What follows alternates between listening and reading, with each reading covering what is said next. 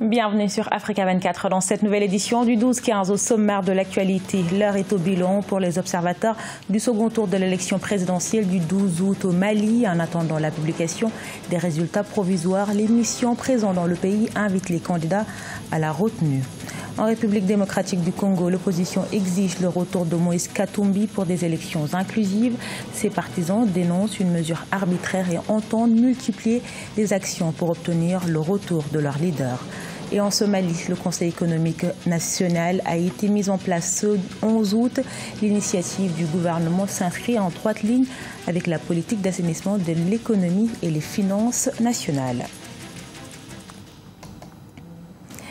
Le suspense se prolonge au Mali. Les opérations de centralisation du second tour de la présidentielle sont en cours.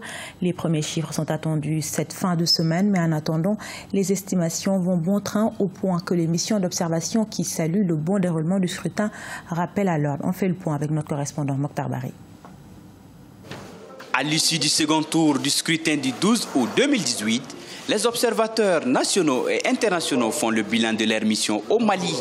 Ils sont de l'Union africaine, de l'Union européenne, de l'OIF, de la CEDEAO, de la COSEM ou du POSIM, présents avec des observateurs venus de plusieurs pays d'Afrique et d'Europe. Ils étaient déployés dans toutes les régions du pays où ils ont fait le tour de quelques bureaux de vote. Tous saluent la bonne tenue du scrutin. Le dispositif sécuritaire pour le second tour a été renforcé dans la plupart des bureaux de vote.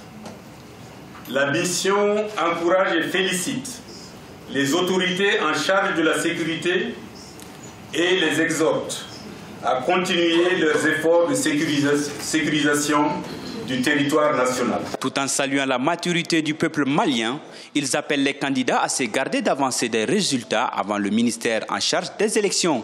La mission de l'Union européenne appelle les candidats à faire preuve de mesure en évitant d'annoncer leurs propres estimations avant publication des résultats provisoires par l'administration électorale et à régler les contestations éventuelles par la seule voie des recours juridictionnels. Une fois que ces résultats sont donnés, dans le calme, s'il y avait des contestations, d'observation ou de contestation, c'est bien cela ou l'autre, que cela se passe par voie légale. Nous ne voulons pas qu'une crise politique vienne encore s'ajouter à la crise sécuritaire. Les chefs de mission réitèrent cependant leur demande du premier tour, à savoir la publication des résultats bureau de vote par bureau de vote pour une transparence des résultats. En République démocratique du Congo, l'opposition appelle à une candidature unique. Réunis ce lundi, les 6 candidats signataires de la déclaration de l'opposition saluent la position du président Joseph Kabila qui a choisi de ne pas briguer un 3e mandat pour des élections inclusives. L'opposition exige le retour de Moïse Katumbi.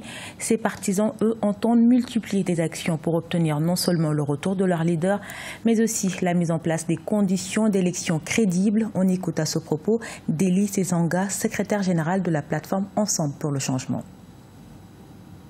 Le calendrier électoral est déterminé par la CENI. C'est dans son pouvoir. Le Conseil d'État peut faire injonction à la CENI pour réouvrir. Et si Moïse Katumbi n'a pas été candidat, ce n'est pas par son fait, c'est par le fait du prince. C'est l'arbitraire du pouvoir.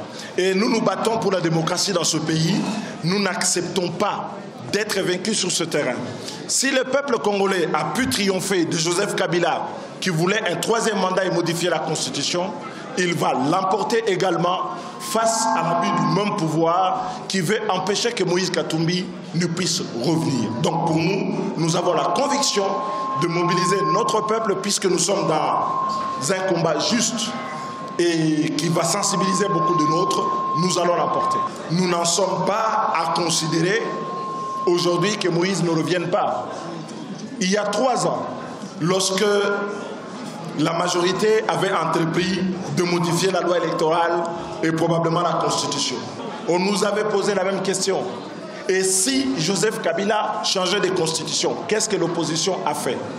Ce que l'opposition a fait, c'était de se battre pour que la Constitution ne soit pas changée. Et ce que le peuple congolais va faire aujourd'hui, c'est de continuer le combat pour que l'élection soit inclusive.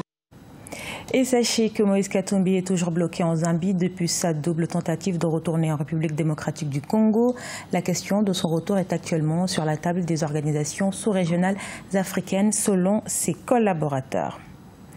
Et justement, la situation politique en République démocratique du Congo et au Soudan du Sud était au menu de la réunion régionale qui s'est tenue ce 14 août à Luanda, en Angola. Tenue à huis clos, les participants de cette rencontre ont salué la décision du président Joseph Kabila de ne pas briser un troisième mandat. Ils ont réaffirmé leur volonté de soutenir le processus démocratique congolais, tout en envisageant également une action régionale contre les forces négatives présentes en République démocratique du Congo. Au chapitre des satisfecits, le Soudan du Sud également, au menu de ce sommet, 10 jours après la signature d'un accord de partage des pouvoirs, les chefs d'État ont encouragé les protagonistes à s'engager à assurer la paix et la réconciliation au Soudan du Sud. La Somalie s'est dotée depuis ce 11 août d'un conseil économique et national. L'institution a été mise en place par un décret présidentiel. À travers cette initiative, le gouvernement vise à assainir l'économie et les finances nationales. Il facilitera également la création d'emplois pour les populations Badawi Adjatou.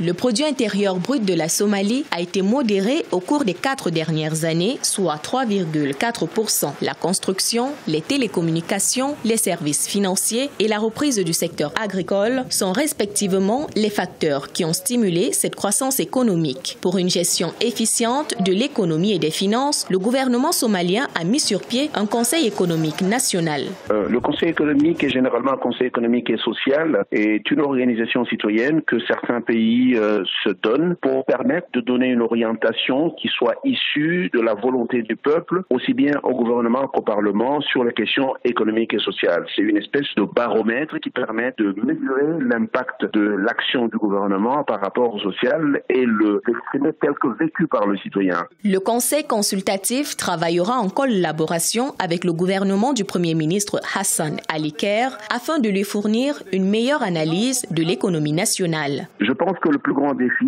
de tous les conseils économiques et sociaux des pays africains, c'est l'inclusion de la croissance économique. Le rôle du conseil économique et social, c'est de s'assurer que la répartition de la richesse créée sur le territoire est plus ou moins équitable et pour donner des orientations afin que les politiques publiques tiennent compte du plus petit. Avec l'appui de son bureau exécutif, le Conseil économique national somalien établira des rapports trimestriels sur ses travaux en vue d'une transparence dans la gestion des finances. Dans un proche avenir, le Conseil facilitera également la gestion des emplois pour nombre de Somaliens.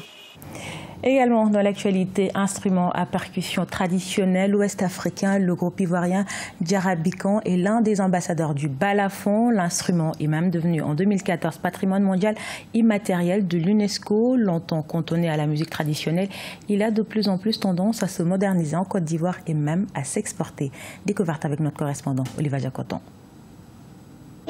Composé de 6 membres, le groupe Djarabican a 12 ans d'existence. Depuis leur enfance, ses frères percent les mystères du balafon, instrument musical traditionnel du nord de la Côte d'Ivoire. Ils font voyager ces sonorités dans le monde à travers des spectacles et des concerts. Leur passion et leur amour pour le balafon leur a déjà valu 6 distinctions. Quand on sort de la Côte d'Ivoire, vraiment on est fiers parce que nous, quand on s'en va et puis on rentre, c'est le nom qui reste là-bas, c'est la Côte d'Ivoire qui gagne toujours. On a besoin de beaucoup d'encouragement. On a beaucoup d'encouragement et puis on invite des jeunes à apprendre encore la culture, quoi. La tradition, de ne pas laisser la tradition. Nous sommes ici à Abidjan, à une des prestations du groupe Djarabican. À l'aide du balafon, instrument musical traditionnel du nord ivoirien, ces spécialistes jouent des sonorités traditionnelles et modernes. Pendant une quarantaine de minutes, ils ont communié avec un public amoureux du balafon. On a juste l'impression d'entendre la guitare, le piano, on a l'impression d'entendre les instruments modernes alors que ce sont les instruments traditionnels et uniquement que le balafon et le djembé, c'est magnifique et c'est tellement beau à l'écoute. Donc c'est normal qu'on les suive, quoi. C'est normal qu'on aime. Le groupe Djarabican a déjà animé plusieurs spectacles en Algérie, en Égypte, en Italie, en Chine, au Mexique et d'autres pays. Il a sorti son premier album en 2016 et prépare le deuxième pour 2019. Ce journal a été réalisé par l'ensemble de la rédaction. Merci pour votre fidélité. Retrouvez dans un instant une nouvelle édition de l'actualité sur Africa 24.